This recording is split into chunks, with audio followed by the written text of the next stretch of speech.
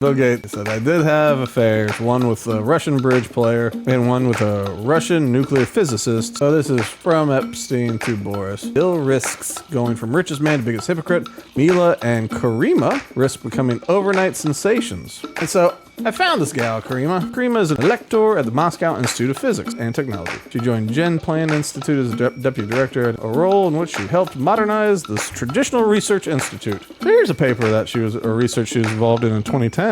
Engineering responses to pandemics. That's a fun one. This chapter approaches the planning for and response to such a major worldwide health event. Then she had a paper on the scaling of contact rates of population density for the infectious disease models, engineering response to pandemics, of course, living with influenza, impacts of government-imposed and voluntary selected interventions. Bill Gates and the boys were all about pandemic responses. He got 2-time honeypotted in the same 4-year period.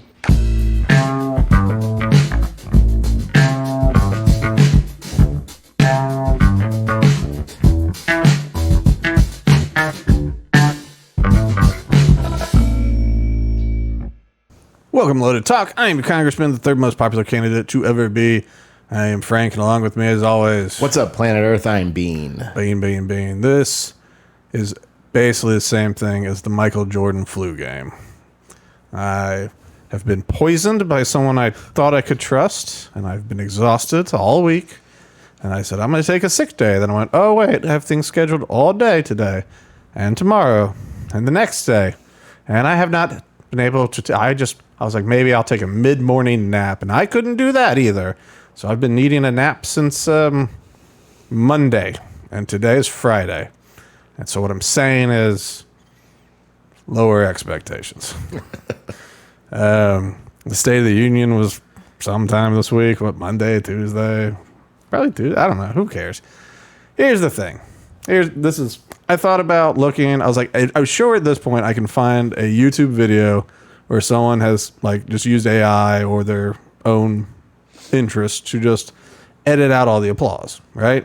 Condense it down from 2 hours to whatever it would have been, 12 minutes. But then I thought, why would I do that? Who watches the State of the Union? We've already talked about like TV news is only the elderly. It's only the elderly. And as much as the elderly is great in all sorts of ways of giving wisdom and blah, blah, blah, blah, blah. And they vote. They do vote. So it's important in that. They vote. But no one else on the planet is going to care. I assume from just little things I've heard that basically the Republicans said we're doing great in spite of the Democrats, and they're doing bad. And the Democrats said the Republicans are bad, and the Democrats are good. And that's State of the Union's great, according to the Republicans, and not great, according to the Democrats. Do you think that's probably how it went? Mm-hmm. Oh, I mean, I watched a little bit of it, but the applause was irritating. How long did you make it? Well, I came in the middle of it. Kelly watched the whole thing. Oh, God. And, I was like, are you okay? Like, all this clapping would drive me insane. Was she just watching it to see her hatred into Donald Trump's face? Yeah. Sometimes it's easier to watch these things the more you hate the person. Like when when you're like so opposed to some new policy, you go like, answer for your sins. But I don't know. I didn't have it in me this year. I heard, different Republicans be like, this is the best State of the Union that has ever been. Like 2 hours, give me a 3. And I just can't accept that as a possibility. No, not even remotely. There's never been a good State of the Union. I was thinking they need to make, because it used to be a letter. It used to be a letter, you submit it to Congress, and then you submit it to the newspapers. We all get to read. Here's the report, the State of the Union. Trump, actually, this year, because I heard someone say Trump should never do another one because it's so good. It's like, good. Next year, pre-recorded video, fully produced. Have eagles, explosions, whatever. Kid Rock playing a solo. I don't care. Keep it 42 minutes in length and just Let's knock this thing out. I don't care. Just say whatever you're gonna want, and Democrats can have the response scheduled right next to it. Maybe 40. Maybe they pre-record something because everyone knows what everyone's gonna say, basically. And really, I think it would do Democrats a little good because one of the big takeaways I hear is they didn't look great because it sounds like Trump kind of set them up on a couple things. We can get that keyboard out of the way behind you. Back there. Yeah, it's driving me nuts. I just saw it. I'm like, ugh, I need to take out my trash. But he had some line that was like, stand up if you agree that Congress's first job is to take care of American citizens and not illegal aliens, And so they don't stand up. You go, I mean, like, Congress, your first job is literally American business. I think take care of citizens a little strong, but allocating the funds for use by the nation that should be in aid of the citizens is like the first job. There's a couple other. They didn't stand for the hockey team, which, I mean, that one. Come on, what do you guys say? Oh, it was about the first. Okay, the first comment. It was a trap question because in my mind when he said it, it's like, okay, yeah, that is what the government should be doing, right? But are they? Yeah, well, and that's the thing. They throw that hook. He throws a hook in, and not illegal aliens. And Democrats go, well, we can't stand. I mean, we stand when we get primaried. Someone go, look, they're basically Republican. I think, but it's become one of those ridiculous things. It used to be everybody would stand and clap. Everyone said, everyone stand and clap. And then, like, during the Obama years, that one dude stood up and said, you lie. And everyone went, what a break of decorum. And, like, even the Republicans were just like, we're disgusted. We're disgusted. And, a lot of people were like, he was lying. If you like your doctor, you can keep your doctor. If you like your insurance, you can keep your insurance. Like, it was a lie. I mean, technically, that guy was totally accurate. Joe something, I think. Maybe. Whatever. Anyway, now it's just like people just hiss and jeer and, whatever. It's fine, but I guess I'm just done with it. I asked a couple people, like, have you heard anybody talk about watching it? And they go, no. They try to hedge at first. They go, well, no, I haven't heard anybody say they watched it. It's like, yeah. I just don't think it matters. And it doesn't matter to elections. I think the old people who tuned in, kind of your wife, they already know which side they're on. They came to either watch Trump Peacock or they came to watch Democrats, how they would resist, and they're just like, all right. And then also just seethe, be like, oh, you're lying about this. I saw this one thing, someone that did a fact check, and it was about his comment on gas, where he was like, a lot of places below 230. I saw a place the other day that was 199. And so they're like, that's not true. The average is this other thing. And there was like, there are some states where it's at 230. But there's only 4 gas stations in Iowa where it's been $1.99. You go, well, he just said he saw one. You can't say fact check not true. He goes, I saw one. You go, there's only 4 we could find. You go, well, that's 4 times true. But anyway, so it's people just tune in to be like, yeah, these are the facts, or these are all lies. And so I don't know. I thought about watching it in an edited format and giving some intelligent response. But who gives a shit? The one thing I found odd was I thought Purple Heart ceremonies were like their own thing. Wasn't this a Medal of Honor? One was a Medal of Honor and one was a Purple Heart. Yeah. I thought they were their own things. They used to be. They are. They are their own thing. But I guess one could argue this is a bigger stage to honor somebody because, the world's watching as much as no one's watching this one. No one's watching a Purple Heart ceremony. So, if you go, hey, do you want to be honored with like all of Congress, all the press, the U.S. hockey team? Hey, did they let the hockey team go after they did the thing, or did the hockey team have to sit through the whole thing? I didn't see the hockey team. Yeah. I think I came in after that. that is one question I do want to answer, because like when he's like, "Hey, the hockey team's here, gold medal winners." I mean, that's something the Democrats should be able to stand up and clap for. It's hockey. It's just hockey. U.S. won the gold. Hooray! Like, I get we're not cheering for anything, but Trump didn't do that. He's not the coach. He's not a player. Like, he didn't do that. The hockey team did it. The hockey program did it. But anyway, but my thought was like, oh, that'd be cool. You get a shout out, State of the Union. As long as you got to leave. If you were like, it's like, oh, this is great. It's like 2 more hours, huh? 2 more hours. Getting up and sitting down. Do we get they got beers? They got beers? No beers. No beers. And then you have to sit there and like exit slowly like you're leaving your bill, You go like, all right, guys, we got to leave like one at a time. It's like every 5 minutes, if one of us dips out, it's not a protest. They won't even notice. And then the front line, assuming there's like a front row kind of seat, I don't know what you do. I think the equipment guys, you go, hey, look, I'm going to leave. Sorry, but you're an equipment guy. You got to take my seat. And so, equipment guys, slide in. This is how you earned your gold, buddy. All right, so that's... Anything else in the State of the Union, Charlie? Oh, it was terrible. I was literally like, stop clapping for everything. They interrupted him a couple times. Everything. Every single State of the Union I've ever seen in my whole life. And I remember even being a teenager or maybe even a kid. And like, oh, I'll watch it. Because like, I went to turn on actual television, TGI, well, whatever it was, but...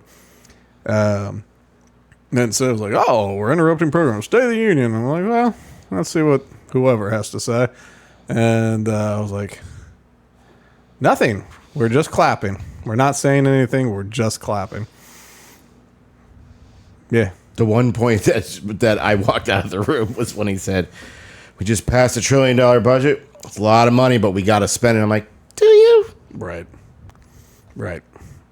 So you don't have to. Yeah, I'm like, good. You got investment in the country. Fine. Anyway, we'll see how it goes. The thing is, before the State of the Union, after the State of the Union, it's like, well, see how it goes. Like, there are things that I disagree with that I am not in control of. And, we can fight our fights and try to do what we can do. But I've got no control over this situation. So let's just see how it goes. I will say, he said the one thing about like 401ks increasing. And I was like, is that true? So I did log into my 401k and I was like, well, all right. Didn't do bad.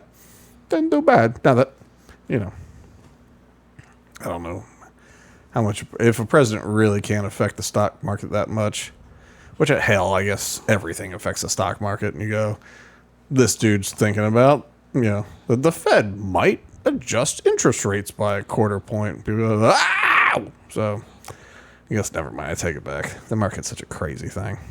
Like, there's a base of everything that's tied to reality. Like what we just saw with like precious metals, and Bitcoin to an extent, but especially precious metal, silver especially, where you go like, it's like, okay, demand is up. It's growing. But at some point, you got the speculating investors in there when it was like, will it cross 130? When a month ago it was $38. And you go, this is gonna pop. Like, this will pop. And it does. It goes to 70 or whatever it's at now, which is still 100% gain over, a couple months ago. Very healthy gain. But, there's always that, like, reflection of what the business is doing, and then the gamesmanship, The FOMO investments come in too. Yeah, oh yeah, those the FOMO ones coming in late are the ones who we want to prey upon. It's like, yes, buy mine at 120. It'll never go down. That's the funny thing about all these is it all relies on those last investors holding the bag, and that's what always gives me pause with stuff. I go, like, I don't want to buy now. I don't want to hold the bag. Maybe it's too late. Maybe we're already holding bags. I'm out, And then, at least when it comes to things like the meme coins and all that, and all those various tokens, I go, oh, I don't know now. I don't know. Telcoin, I got a little bit of that. Kind of one of the suckers on the Telcoin, but I still have faith in it, and I think it is good technology. This is not financial advice. We are poor. All right. So instead of doing the State of the Union show, I was like, what's the most important thing going on today? And that, of course, is... Never mind, I'm not going to say that. Bill Gates's side pieces. I was going to say, who is Bill... Never mind. Yeah, whatever. Who's Bill Gates been sticking it in? I was going to use different language. It took me a while to filter it through. I'm not firing 100%, Charlie. It's okay. It's good. Okay. Charlie likes it, guys, so I don't need your approval. I don't like the New York Post ad structure. I know, it's so... I just want it to not be like it is. Let's see if we can toss it away. Okay, we're gonna do this. All right. So if anybody that doesn't know, Bill Gates was doing like a town hall for his Gates Foundation people, I think, and he does sort of an Ask Me Anything. So someone asked about the whole Russian lady thing, and so he basically came out and he was like, or maybe the Epstein thing. He was like, never saw any of that kid stuff. I did, unfortunately, have a couple of affairs with these Russian ladies. But, you know, that's pretty much it. He kind of did that. Yeah, let's see. This is New York Post. Inside Bill Gates' sordid affair with Russian Mila Antonova and the dark links to Epstein. All right. So one of the chicks, he said he met at bridge tournaments, right? She's a bridge competitor, and her name is Mila Antonova. For those watching, there she is. Pretty girl. She was an adult. She was of age. She was 20-something, low 20s, but there she is. And apparently she was interested in meeting him. You know, she's a nerd, obviously. And so, you know, a little bit of fangirl thing for a billionaire nerd, and probably no other motivations. Probably just that. So anyway, they say Anatova was also an acquaintance of notorious Kremlin spy Anna Chapman, with a photo capturing them strolling near Wall Street before Chapman, the daughter of a former KGB officer, was booted out of the country. Look, there's a picture. Chapman's also a looker. More so. It's almost... What would you call that? Is there a term for pretty girls talking to people? What would that be? I feel like it has to do something with bees. Oh, I sure hope they have some honey. My poo's off. But yeah, so a couple of honey traps here. Going two different directions. One's going fiery, one's going nerdy, which nerdy's not a bad way to go these days. Gates was 53 when he was first pictured with Anatova, who was in her 20s, at a national bridge event in Washington, D.C., where the Russians suggested they had a less than romantic introduction. I didn't beat him, but I tried to kick him, she said the following year with a big smile, and making clear she had spent years trying to meet him. It's not known when their affair started. That's so confusing. I think maybe she lost the game. So this picture's 2009, but you know they didn't necessarily start then. But let's just keep this time range in mind, okay? 2009. He meets the bridge girl. Okay. Nerd. However, one of Gates' main advisors in confidence, Boris Nikolic, introduced her to Epstein in 2013 when he'd already convicted of child sex offenses, and she sought help getting money to start an online business to teach people how to play bridge. Nerd. Epstein also paid Anatova so she could attend a programming camp as part of her helping her pursue her career in software development. She told Wall Street Journal in 2023, when she said she wasn't talking about the affair. But she said, Epstein agreed to pay, and he paid directly to the school. Nothing was exchanged. I don't know why he did that. When I asked, he said something like he was wealthy and he wanted to help people when he could. However, the more sinister motive was he was trying to force Gates to pay him that money and more under the threat of exposing his cheating to his then wife. A Gates spokesman previously claimed that Epstein tried unsuccessfully to leverage a past relationship to threaten Mr. Gates. So it kind of goes along that same theme.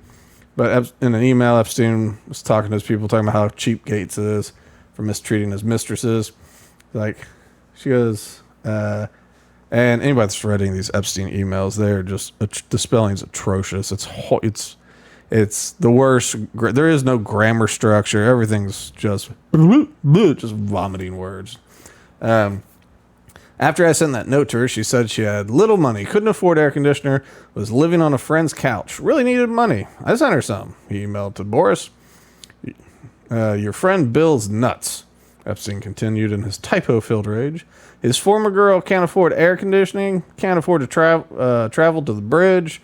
The richest man in the world is so cheap, his former bridge girl and toy lives on a friend's sofa. Gates never did pay Epstein. Antova said she was unaware of all the Epstein stuff. Blah, blah, blah. Let me see. I don't think there's anything else important here. Regret she met him. Blah, blah, blah. Yeah, that's it. Okay. So, bridge girl. Take the bridge. She has ties to a famous Russian spy whose father was in the KGB. Fine. And in 2013, just another year to keep in mind, 2013, Epstein is complaining about how cheap Bill Gates is for not paying his former mistress, current mistress, hard to say, so that a little cash so she can buy air conditioning, have a place to live. You know, put your girl up in some nice place. Excuse me. So, a little Epstein connection in 2013. A little KGB connection starting. Who knows when? So far, so good. All right. Let me see if there's anything. Okay. Actually, this will be kind of interesting for later, Charlie. I'm forgetting how to do things. All right. Dismiss. This is another New York Post. All the stuff is New York Post because they don't need so many things to confirm their stories. That's why I like them. Just shoot from the hip. Who cares if you get it right? They get a lot of stuff right. All right. So, yeah, Gates is bad. Yep. He admitted he didn't see anything illicit. Oh, wait. Okay, well, either way. Okay, so here's a picture from the Epstein Files. Bill Gates with some girl with the face blocked out. Okay? Just little dark hair. You know, shoulder length. Thin, you know, petite but tall. Yeah. Here's another picture of some girl. Maybe the same, maybe not. It's hard to say. Different lighting. She doesn't look as pale in this one. Same watch. Same watch, oh. Similar watch, I should say. I was about to say. I don't want to. But petite frame, similar build, dark hair. Also next to Bill Gates, smiling like a nerd. Okay, here. Bill Gates, this is what he said. He said, I did have affairs, one with a Russian bridge player who met me at bridge events, and one with a Russian nuclear physicist who I met through business activities. All right. So we know the bridge player because he had pictures with her and all that. And if you're her, you go, he better not be saying I gave him an STD. Like, I'm not the one. I don't think there's anything really new in this. Oh, okay. So there's an email. Let's just go to the email. First there's this email from that Boris Nikolic guy saying Bill risks from going from the richest man to the biggest hypocrite. Melinda, a laughingstock. Pledges will disappear as a result. Yeah, he's not wrong. Let me see. But in this email, he mentions a. He mentions. Here we go. We'll just jump to it. So this is from Epstein to Boris. I think you should close up Seattle apartment move. Bill risks going from richest man to biggest hypocrite. Melinda laughingstock. Pledges will disappear as a result. Number 4, Mila and Karima risk becoming overnight sensations. Karima. Severance is a bad idea. Moving over to I don't think anything else. Gay bar. Don't know what that's about. Your own consulting, cost law. One thing that I think, I'll lend you the money to buy foundation medicine and more if you want. There might be, okay, whatever. I would stop emailing Epstein because I could not deal with this. Oh, this is better than most of his emails.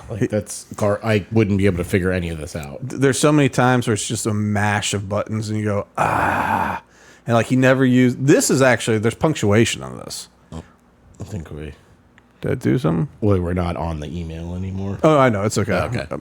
I was just saying that like this one actually has punctuation. A lot of them don't. It's just this, like, just, yeah. But one thing that I think a lot of, there's a lot of people out there who are very enthusiastic about the Epstein Files, which is great. But you have to approach it with a bit of realism, right? All the things can't be true, and everything can't always mean something else, right? That's a good point. The pizza and grape soda thing is very strange. It's definitely an inside joke. There's been other things where people talk about pizza being related to young girls. It could be that one. But then, like, every time he talks about food, like when the ship captain was like, "Hey, thanks for buying pizza for the guys. I really appreciate it." It was like, holy cow, he bought children for all the boat crew. You go, no, I think that time he bought pizza for the guys. Actual pizza. Yeah, like I think he just bought pizza for the guys. And then there's just stuff like that. And if you go like, nah, I don't know, man, that one sounds a little weird. People jump on you and they're like, oh, like you're covering up for this pedo. But the thing about Epstein that I found from going through a bunch of his emails, he's a very sarcastic man. Dry. He likes dry, sarcastic, pointed humor, as he's exchanging these horrible, like these, not even looking at the keyboard, typing my answers. Like, so there's times that he says things that I've seen people like, oh my God, what does he mean by this? And you go, I think he's making a stupid joke with his friend right now. Because, the guy, because if you go to another one, they go, you son of a bitch, or, whatever. But so there's some things that go, this is proof they're eating babies or whatever. And you read the email, you go, nah, I get it. It talks about eating babies, and he's a bad guy, and he likes teenage girls sexually. Like, he's not a good guy. He extorts people, he launders money, and all that. It's like, this is a joke. Two guys, like, this is a group chat back and forth where someone made a joke, and then someone else made a joke, and someone else made a joke, and like, it's group humor. It's it's email, but it's a group chat. Like, that's what this thing is. So, some of the stuff like the number 8, I think he was probably answering a bunch of questions from a previous email. I think maybe Boris is thinking about starting up his own business. So I think he's, your own consulting. I don't know what a COSLA is or DAF, but then he goes, gay bar, fund manager at Apollo, partnership with Yuri. I don't know who Yuri is, but I think at the end it's all jokes. He's like, gay bar. And then, I don't know, I bet you if we look up Apollo, there's something kind of corrupt there. That because he'd make jokes about people. When I was looking into some of this stuff, he made a joke. Some dude sent him an email going, hey, I think this is why Comey's been all over Bill Clinton. And it was about this pardon that we'll get to later, where it's largely thought that the pardon occurred because of a sizable donation to the Clinton Foundation. And so he goes, Comey knows he needs $500,000 in the foundation. And you go, like, this seems like him saying, that's how this guy got off. So I think Comey wants his payday. I think that's what's happening there. But not trying to sound like I'm defending Jeffrey Epstein, but it's just the man. He's a sarcastic guy that makes jokes during email. Like he'll just pop in with a joke, a non sequitur thing, and I imagine people that know him kind of know his voice. What am I doing here? Go away. And so I'm just saying that I think there's been some people jumping to some conclusions based on things that when you read it, you go, reads like group chat humor to me, you know? And maybe I'm wrong. Maybe he's eating babies. Who knows? I mean, I love how the way you're talking about Jeff is present tense. It's not past tense like he's not dead. Because, I mean, Lex Wexner's house up in Ohio is a big compound. It's a big compound in Ohio. Somebody's gaming on his account right now. So yeah, that is true. Like that's the crazy part. Yeah, who is gaming on his guy? Would it be funny if there's like some bored guy at the FBI who like works a midnight shift and he's just like, you know what's in evidence? It's PS5. like, I'm gonna stir this up. Or just like you didn't think of the ramifications. He was just like, I can just hook that to the TV right now, or a janitor or something. He's just like, and the internet's just firing. Like, look at Jeffrey Epstein. It's just some dude not doing his job and playing whatever game he played. You know. All right, so we saw. Let's check. That's here. We'll bring it back up. I'll just keep my tabs. Y'all can see my work. All right, so we. I oughta. All right. So you see this chick. See this chick, right? How about this chick? Oops. This chick. Or, hold on. Oh, God. I should have scrolled this ahead of time. This chick. There. There's Karima. Karima. That looks like a pretty girl. Where we go? Back here. Yeah, hair's done different ways, but it's another. I don't think that's a young picture, but you know, she's in this one. She looks kind of fair skinned. She's definitely petite, brunette, shoulder length hair. You know, I don't know. So basically, what I did is I started searching. I was like, okay, now we got the name Karima, so we know Karima, right? So I started looking up nuclear physicist Karima, and there's a lot of Islamic scientists named Karima. Some, I don't. Yeah, I don't know. There are a lot of like Islamic ones, like from Iran. Yeah, maybe. Not anymore. We destroyed that program. But it's still here, of course. But it was destroyed totally and completely and can't come back. But it is back. But if we make a deal, it'll be gone again. And if we don't make a deal, we'll need to destroy it totally again. Which is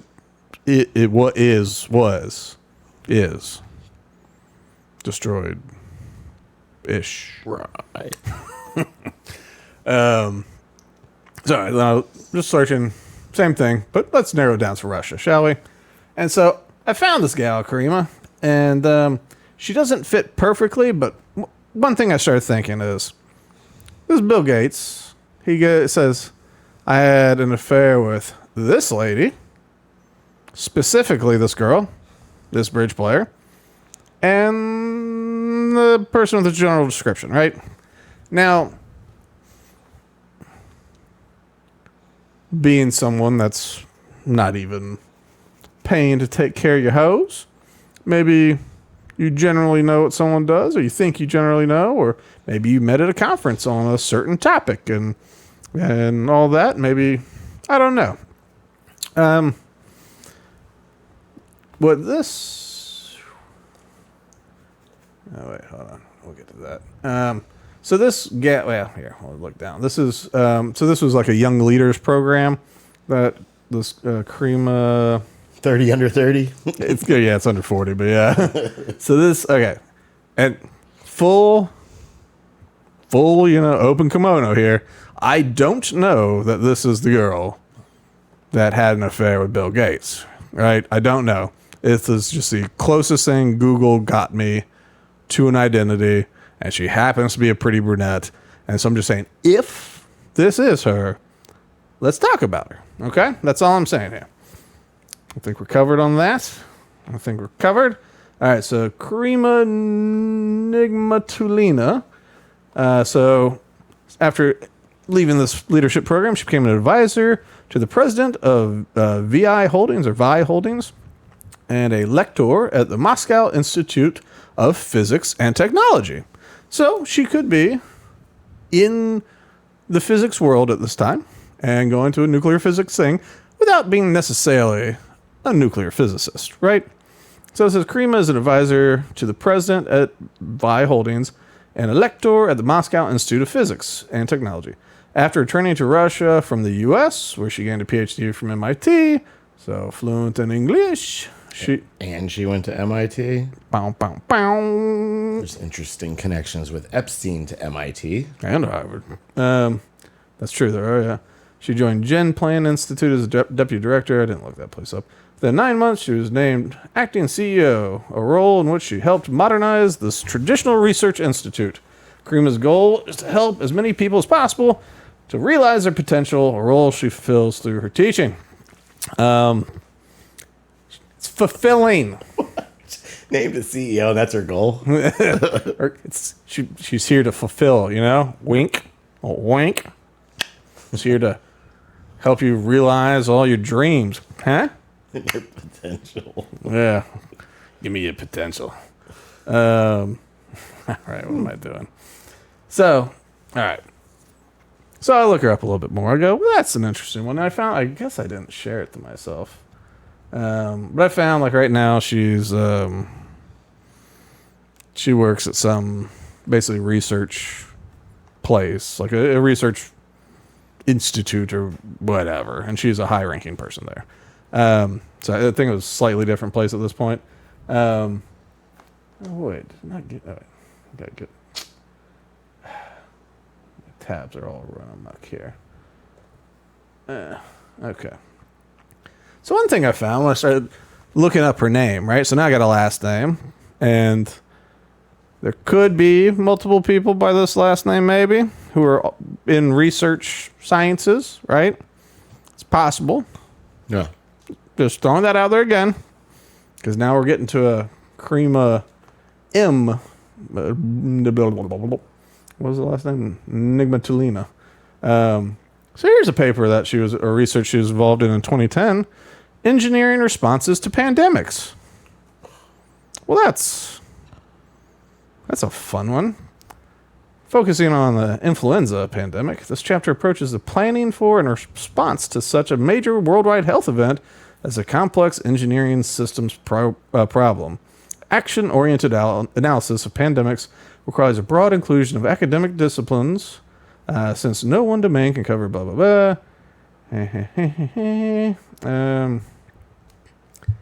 But human behavior with regard to hygiene and social distancing constitutes a first-order partial break or control of the spread and intensity of infection.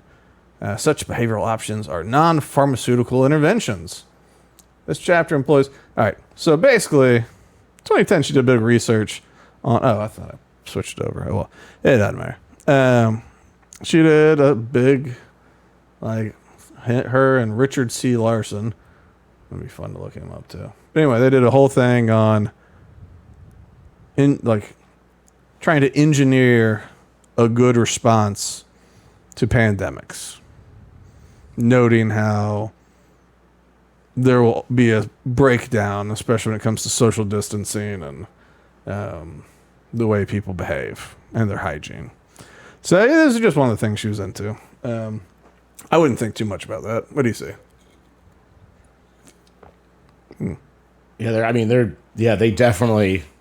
Yeah, they're using like mathematical models and all that kind of stuff. So this is like an engineering view of it. So you go. You write papers sometimes. Sometimes you find stuff interesting. And that's true. And Bill Gates knows you. Well, later. Well, this was 2010. Okay. The emails with Boris about her were 2013. Now, Okay. in 2009 was the first time he was photoed with Bridge Girl. Not the physicist. Okay. Yeah. Okay. But you know, we don't know. We know in 2013 he has had relations at this point with both. And to the point that Epstein thinks that he should really be taking care of them better. Calls them toys, and it seems. I don't think. So, I'm not a fella that sleeps around, but I would think. Okay, let's take Goodfellas, right? The movie Goodfellas, right?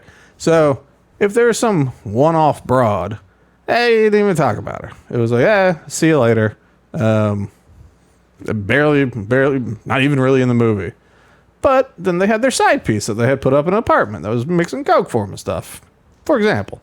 But, you know, the side piece, all the friends knew her name, knew where she lived, and, like, you know, it's one of those things, and this time, this culture was accepted.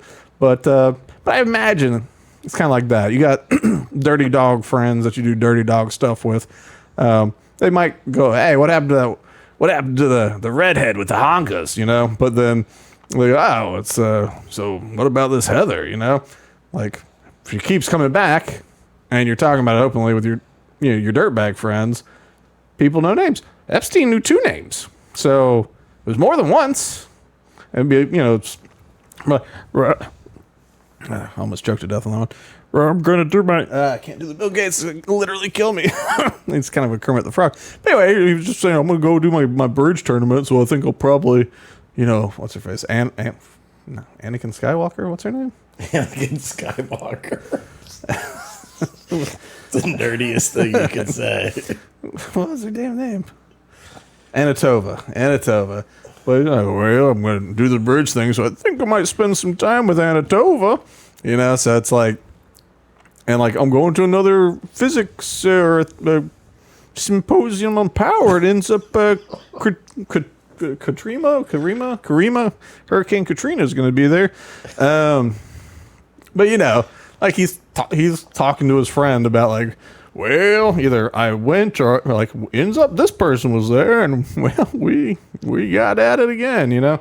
So, like, by 2013, he has had some encounters with these 2 ladies enough that his old pal Jeffrey knows them by name and is disapproving of the way he does not take care of them.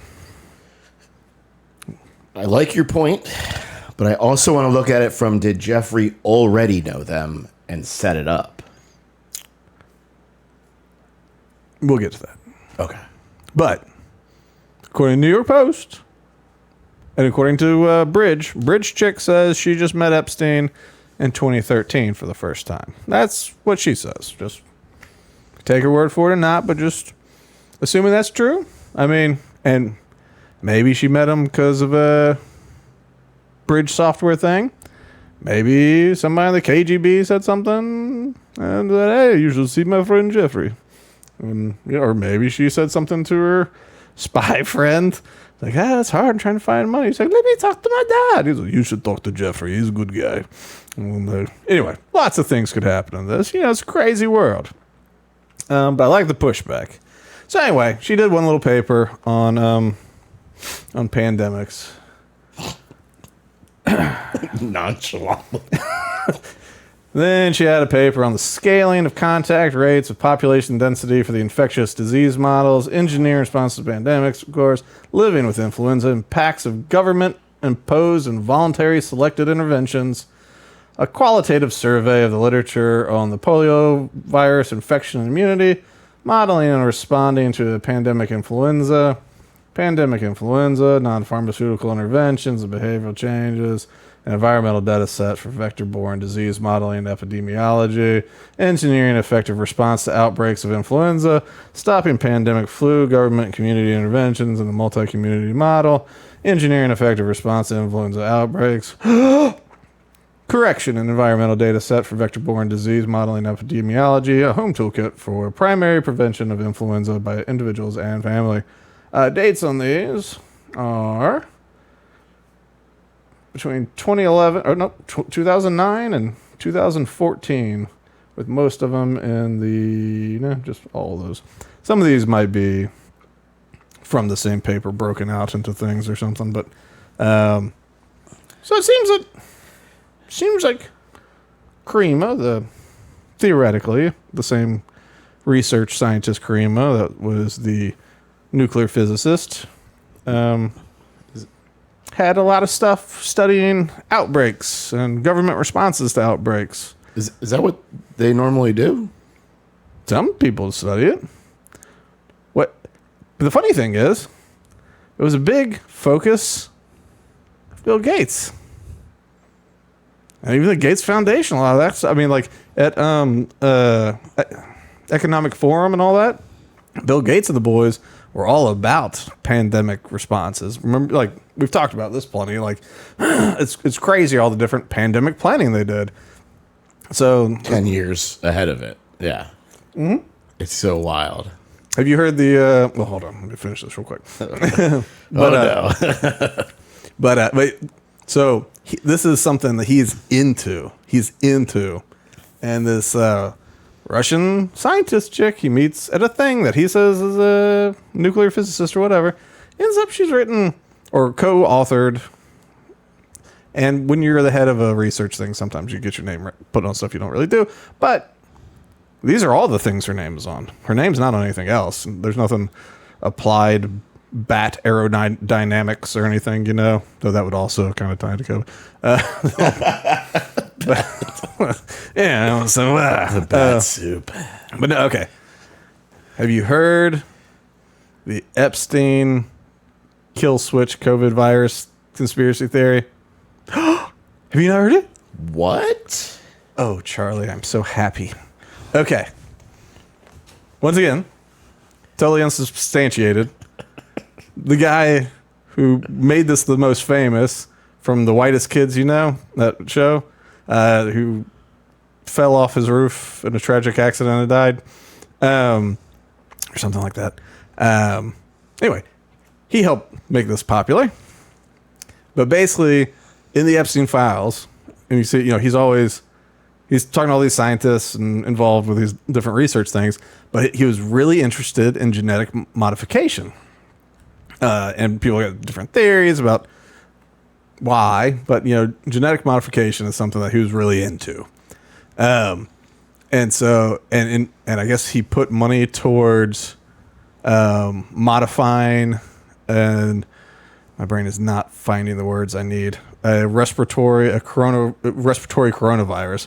How to genetically modify a respiratory coronavirus is something that he put money towards. And there was there's a theory, a conspiracy theory, unsubstantiated, no evidence, that COVID-19 was his kill switch. And he goes, listen, anything happens to me, I'm going to release a global pandemic.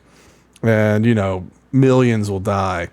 And so you're like, I got to, if I don't check in every whatever. And so then he goes to jail for a little bit, but, he's been to jail before, whatever. But then he gets killed. Or whatever. He kills him. Whatever happened, It is, well, it doesn't. Swapped. So, yeah. Whatever happened. Either way, he didn't enter his stuff. And then, poof. And so, that's a fun one. Right? That's a fun one. Anyway, this lady was also into how to respond to those sorts of things. Totally unrelated. Wow. So you say, well, that's great. You've talked about her scientific stuff, but what about that Vi or VI or whatever company? What was it called? Yeah, VI Holdings. Or whatever. Yeah. Well, VI Holdings is an investment arm, this Russian company, run by this dude named... Oh, no. Find me. Vitaly Machitsky. Okay? So, VI, Vitaly. So, VI Holdings. So, who's Vitaly Machitsky? He's a businessman, a former civil servant. So he worked for the government. He worked in timber, oil, gas, and natural resources before going into business for himself. He managed to acquire large oil and gas resources, and he got rich selling these to the oil giant Yukos. He studied metallurgy before getting an advanced business degree at the University of Wisconsin. What? No knock on the Badgers, but so he became very wealthy, and then he wanted a business degree from Wisconsin.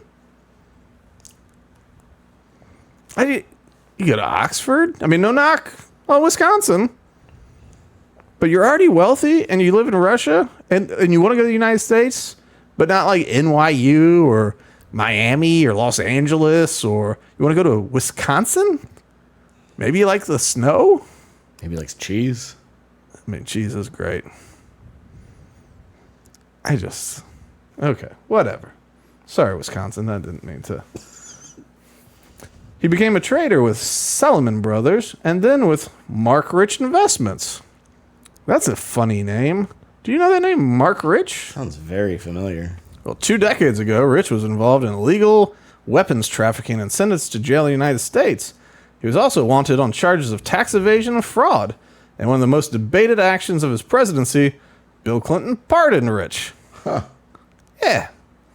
Let's look at Mark Rich. Look at this guy. Good guy.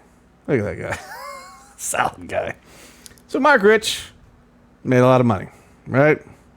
He metal was his bag. He was born to a Jewish family in Antwerp, Belgium. And don't give me that look. I wasn't making a point about it. I was just reading a bio. All right, so dealer in metals, all this kind of stuff. So he starts getting in trouble, and he flees. And people are trying to get him. So finally, as Clinton's slipping out of office, he's like, "Goodbye, folks." He does a pardon for Rich. Come to find out that Denise Rich gave the Clinton Foundation $1 million cash. Of course. Cash. Oh, wait, hold on. $1 million to the Democratic Party. But no, there was stuff to the campaign too. Yeah, $100,000 to the Senate campaign of Hillary Clinton, $450,000 to the Clinton Library. There you go. But no, there was an amount to the Clinton Foundation. It says more than $1 million to Clinton's political party. Yeah, the Democratic Party. Oh, yeah. Which still, that would be, they could launder that out. But yeah, so like, so then $100,000 to the Senate campaign for Hillary Clinton, who had, at this point, she had not started running really yet, And now she got $100,000, then $450 to the Clinton Library. It was just a slush fund. Wait, $450 to the Clinton Library Foundation. Oh, okay. Well, that's sure that there's more money, but whatever. Big checks all around. Paid lots of money. Husband's free, right? At the end of the day, or dad, or whoever this person is. I think husband. So Clinton cited clemency pleas he had received from Israeli government officials, including then Prime Minister Ehud Barak. Rich had made substantial donations to Israeli charitable foundations over the years. But Ehud Barak, who'd that guy hang out with? Jeffrey Epstein. He was the guy always, he was at Jeffrey Epstein's house a lot. So Ehud Barak, and Bill Clinton was too, but according to Bill Clinton, he's like, look, he's a good guy. Ehud Barak called me, said, you should let that fella out. I don't even think he did a crime. So lots of people were saying he's good. So I said, set him free. And he did. Let's see. Speculation about another rationale for Rich's part involved his alleged involvement with the Israeli intelligence community.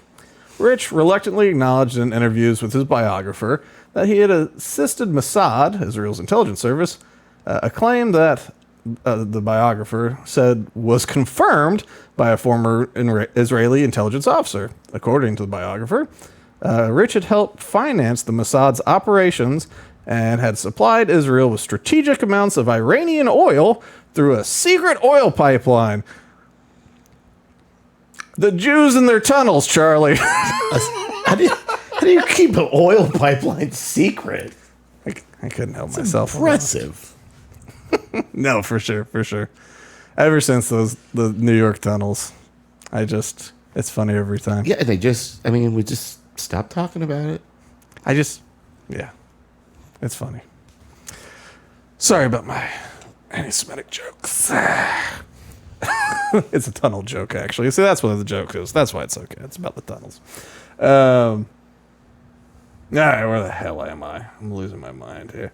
Avner Azaleh, a former high-ranking Mossad agent and executive director of two of his foundations in Israel since '93, who played a central role in coordinating the pardon effort, so he's a Mossad agent, was the one who persuaded Rich's ex-wife to personally ask Bill Clinton to review the pardon request.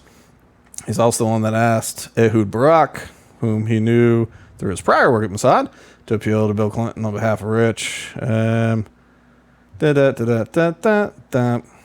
former Mossad chief, Shabtai Shavit, had also urged Clinton to pardon Rich, or whatever. Okay, whatever. So anyway, she's works directly for the guy who started working with Mark Rich, who ran guns and evaded taxes until he needed a pardon that he bribed and then used the Israeli intelligence connections and the former prime minister to lobby on his part. He also ran oil, apparently. Yeah, he helped run illegal Iranian oil, but Iran, but Israel, but Iran, but Israel. What year was that? Did they say? Okay, it might have been before, we start meddling over there. I mean, one would have to assume that is not an exposed pipe, right? Yeah, I mean, if it's like a secret, hidden pipe. How do you construct that without, if you go under and then you're under deep enough, maybe no one knows. I mean, if Hamas can build the tunnels they can build, surely Israel can do better. I'm just saying. Oh, yeah, and the U.S., too.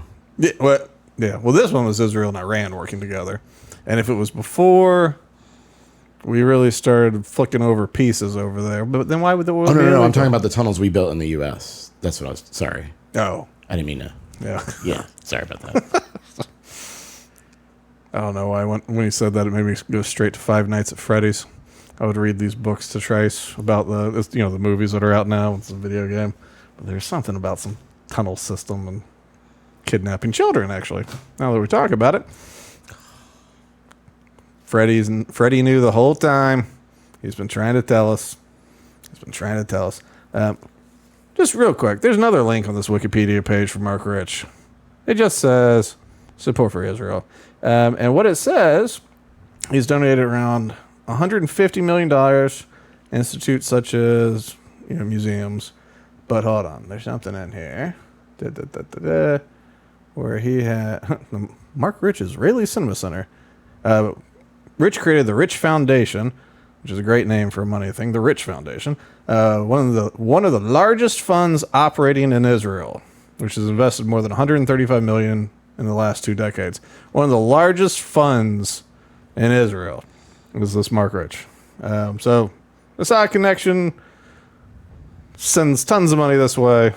Get out of jail free. So anyway, this gal's boss did a little work with that guy, right? This guy who has connections to Ehud Barak and to pretty much, I guess, everything important in Israel that's going on. What else? There's something here.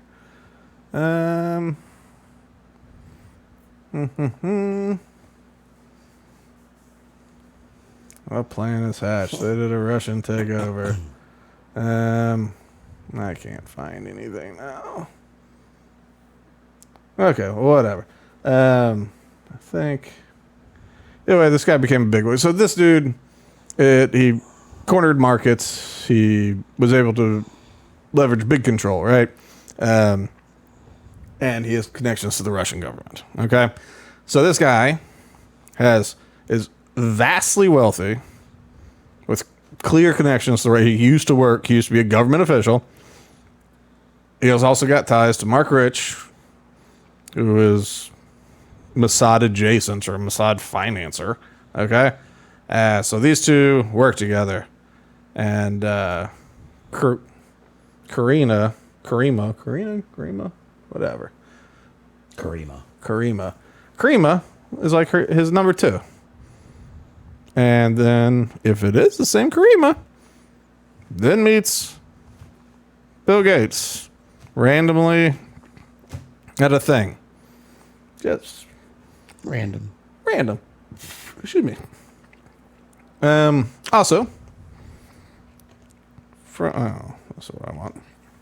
From the Epstein Files, this is Mark Rich's house in Switzerland that Epstein was looking at to purchase, his villa.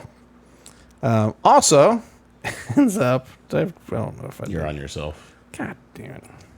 This button's not behaving. Oh yeah, look at this though. So, 90 million Swiss francs. High security gadgets and privacy, I'm sure, are all included because of his history. Any interest? This is an email from David Stern, I assume not the former commissioner of the NBA, sent to Jeffrey Epstein. And I guess he had a couple houses available that he was dumping, and Epstein was looking at. But yeah, lots of high security gadgets and privacy there. Interested, Jeffrey Epstein? All right, what are these other things? I don't even remember what I pulled. This might be a reminder. This is just asking. Oh, that's next. Yes. Another tie Mark Rich and Epstein have is, for a while, Mark Rich was dating this girl, and I guess before he was dating her, Epstein dated her for a while. So there's all these emails where it's like, "Hey, I'm eating dinner next to Mark Rich. Do you want me to say hi to your friend?" And so finally, there's one. I guess I didn't save it, but this guy was like, "Yeah, I'm having lunch with Mark Rich. You want me to say hi to your friend?" And then he goes, "Yes."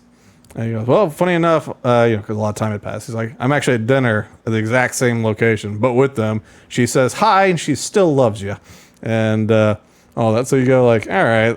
And she was I looked her up. I forget her name, but she was a good-looking gal. Actually, an age-appropriate gal. Not for Mark Rich, but for Epstein.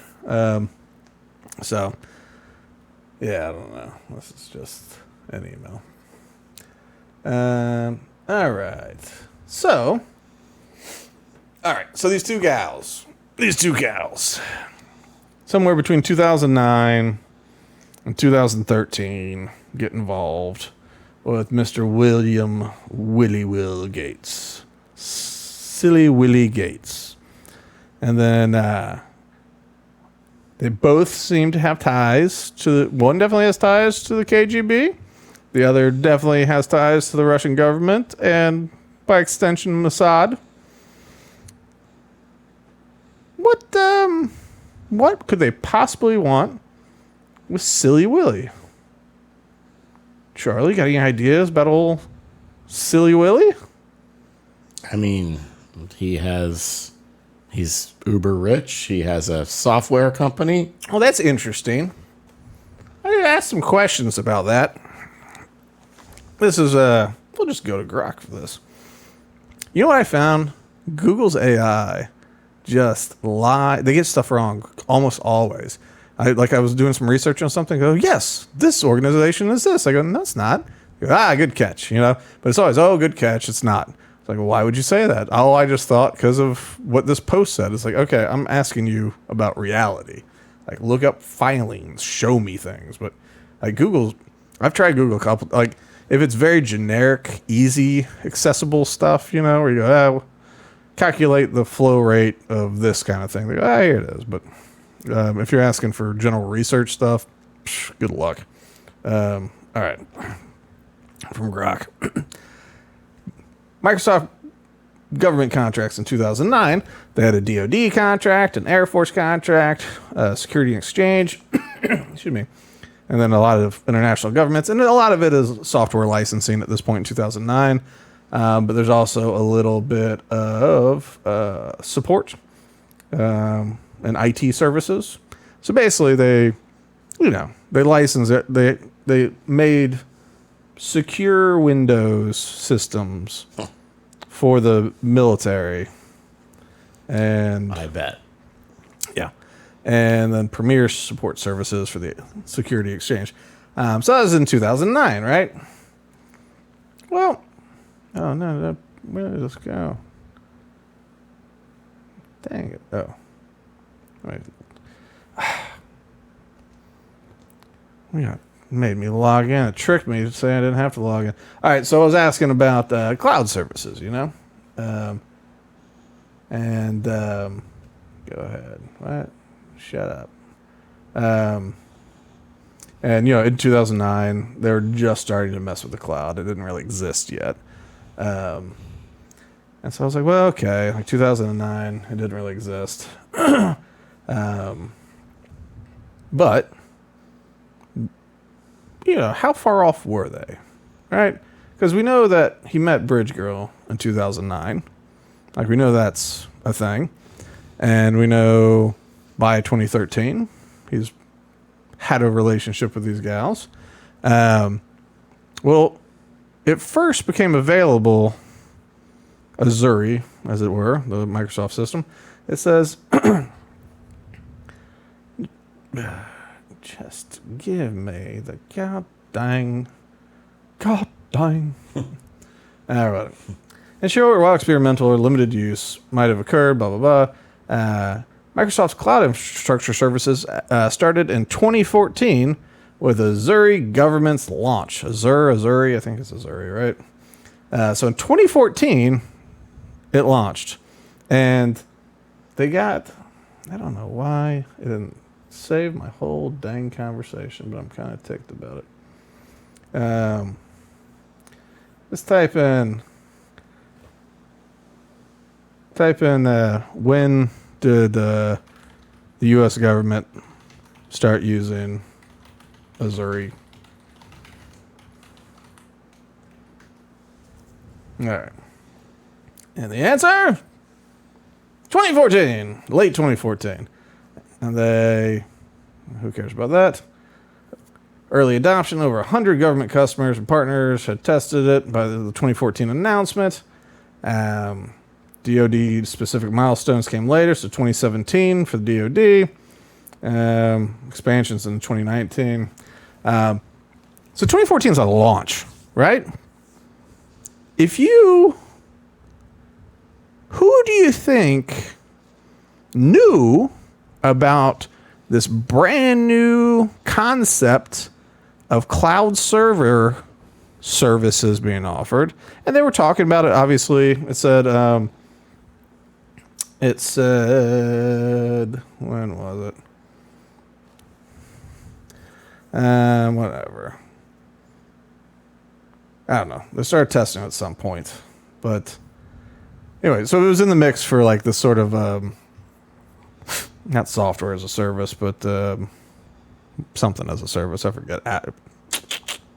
But they were trying to do it less what we do it now, and more specific app-based kind of stuff. But who in the world would know about oncoming services that could give you even more access to government data? Maybe the guy who started the company. Maybe that guy, the guy who's still heavily involved, even this day, he's still a quote unquote part-time employee as an advisor that has, 1% of all the stock worth $38 billion. And if you don't choose a profile picture, it's his silhouette. Oh, that's gross. Uh-huh. Ugh. That's horrible marketing. What? On the email or whatever profile has to do with Microsoft. Like Live or something? Yeah, if you don't choose your own picture, the default is a silhouette, and that silhouette is Bill Gates. Is that like from experience you've seen that, or something you've seen online? It's gone all over the internet. I don't know. I haven't really dove into that. Ugh. He's got the worst silhouette in the world. Why would anybody ever do that? Maybe they're trying to make him like a mascot and that, like, yeah, he's ugly, but think about him as a cartoon and kind of fun, right? But yeah, so yeah, he's kind of like ho hum. I had a couple of affairs, right? A few times I slept with these women for a few years. Okay, but whatever. I wasn't paying them or anything, and maybe one of them gave me STDs, and maybe Jeffrey Epstein was trying to blackmail me about that for a little bit. But it seems like, once again, if this is the girl, and I'm not certain, just going by name and the connections look kind of solid, you got 2-time honeypotted in the same 4-year period by Russia. For different reasons. Yeah, by Russia heavily. And then, Mossad's in there too in the background like they are. And you go like, well, at that time, you controlled basically all the software running at the DoD. And then later, anybody that was having pillow talk about like, God, you're so smart. What are y'all going to do next? You're so smart. Oh, Bill. Yeah, like I'm a physicist and I love this kind of talk. And what do you think's coming next? Or I'm just a doe-eyed young bridge player that loves your mind. What's the next on the horizon? And it could have been a 2-stepper, You get one that can get some of the data out of you, but now you need to show like a bridge player's all well and good. Now you need someone a little older, a little sharper, just a little older. She looked good. But still, physicist, whatever, has all these research papers. And it's like, all right, let's get some more info now. Or now that we have that info, let's get in there. Let's figure out how to get in there. Because if we can compromise the entire cloud, whether we're stealing credentials or we get a backdoor. Because, you don't want your wife to find out. Maybe the world will find out, right? So maybe just give us a little access sometimes. Not everything. Maybe just some things. Not nuclear codes. Don't worry about that. They got a whole system for that. We're not asking for anything crazy. We could get that already. It's like we're not asking anything crazy like nuclear codes, but just, I don't know. Just give us a couple little things, And then Epstein's getting the hooks in there too. So it's just, I guess I bring all this up to say, we can laugh about it. We can say Bill Gates is a scumbag. Maybe he was with teenage girls. I don't know. He says no.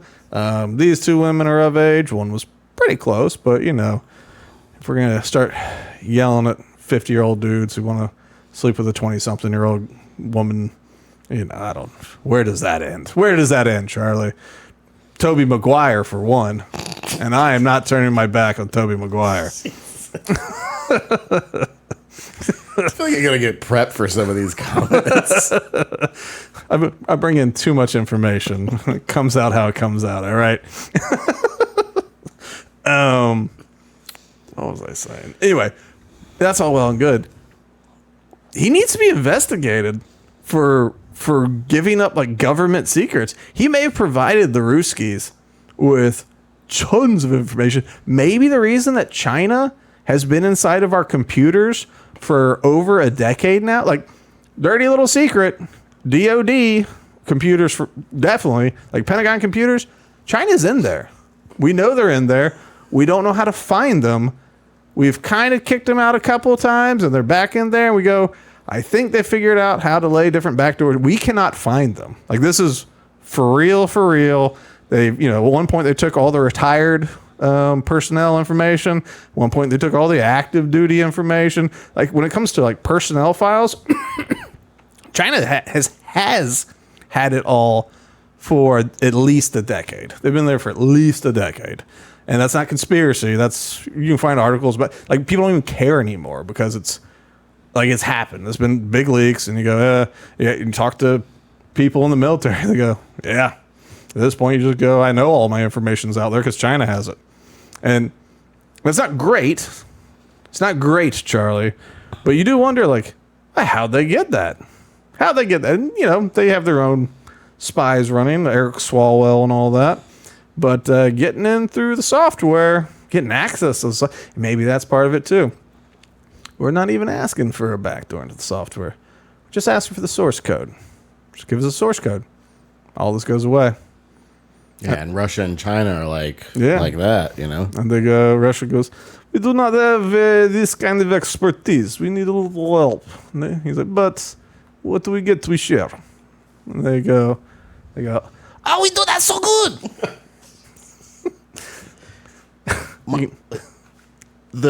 that aside, though, Bill admitting these two lady friends Yes. seems like he's trying to make the theoretical rest of it go away. Yeah. It's an onion peel. Never did anything. Had a couple of affairs. I never did anything. No, I did not get an STD from a Russian girl and give it to my wife and have to procure prescriptions. I slept with a couple of Russian girls, had a couple of affairs with a couple of Russian girls, but nothing dirty. Nothing. Didn't see anything with Epstein. There's nothing to it. I mean, it's an onion peel. It's an onion peel. Like, I don't know where the peeling stops, if it's the whole gave up the entire government secrets, or if it's like, I should have probably ID'd a couple of the ladies. Both, probably. I have to say both, probably. Like, if I had to guess, it's not, did he get trapped in a honeypot and give up government secrets, or did he go party with Epstein too much and probably sleep with some underage girls? If I had to guess and just theorize, I'd say both. Mm-hmm. And there's a few people that I feel like the floodgates would open for all of it if they talk or are alive long enough to talk. Who'd they be? I mean, it seems like Bill's one. Yeah. If you can get Bill to talk. Yeah, good luck. I mean, maybe you just honeypot him again. Have we ever thought about that? Like reverse honeypot him, you know? Problem is getting a guy to, like, all right, you sleep with a guy, right? He's married and he's got a foundation he doesn't want to ruin and all that kind of stuff. And you go, hey, compromise this way and we won't blow up your spot. You keep your life together, right? That's fine. To then get a guy who's not married because his life's falling apart and then go, all right. It's like, oh, that was great, Bill. Tell me if you gave up government secrets. Oh, it was funny you asked. Tell me about your time during these years. Well, I spent a lot of time giving up government secrets. Dancing on stages like nerds. Yep. So I don't know. It would be interesting. I do think they need to investigate a good deal. I don't know what they can find because, you know, if he did, there's a million reasons for him to have the source code for all these things.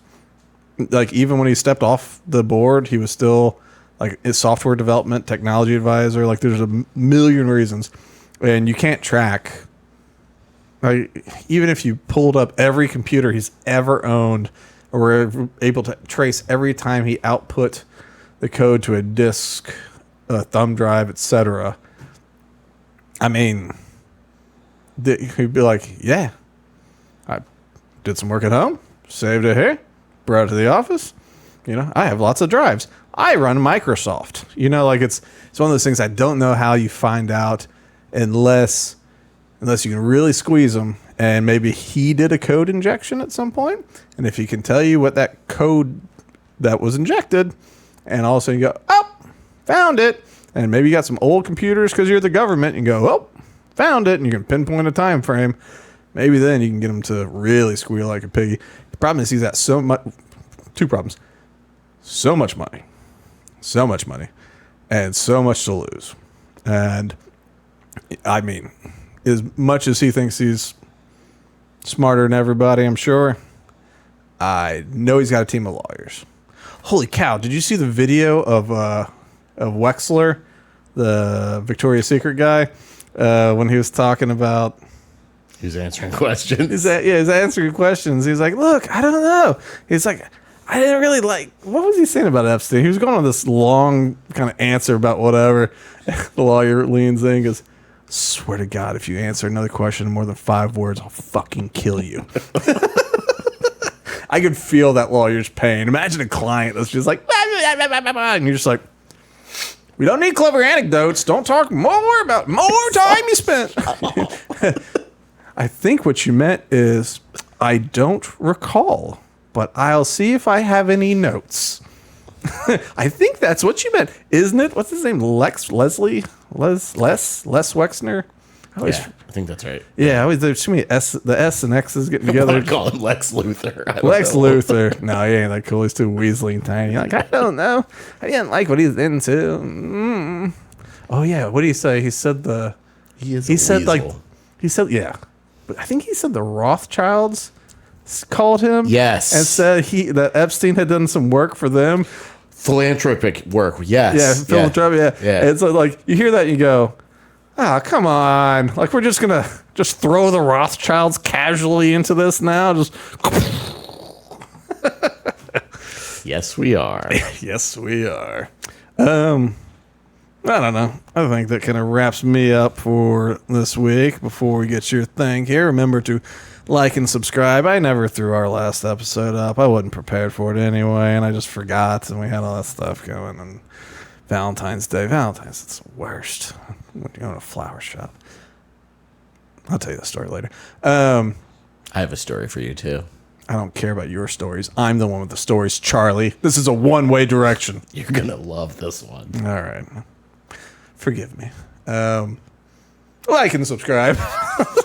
We're on the YouTubes and Rumbles, and we're on things. Spotify, iTunes. Did I say that? No, I said YouTubes. Are we on the Microsoft Cloud by any chance?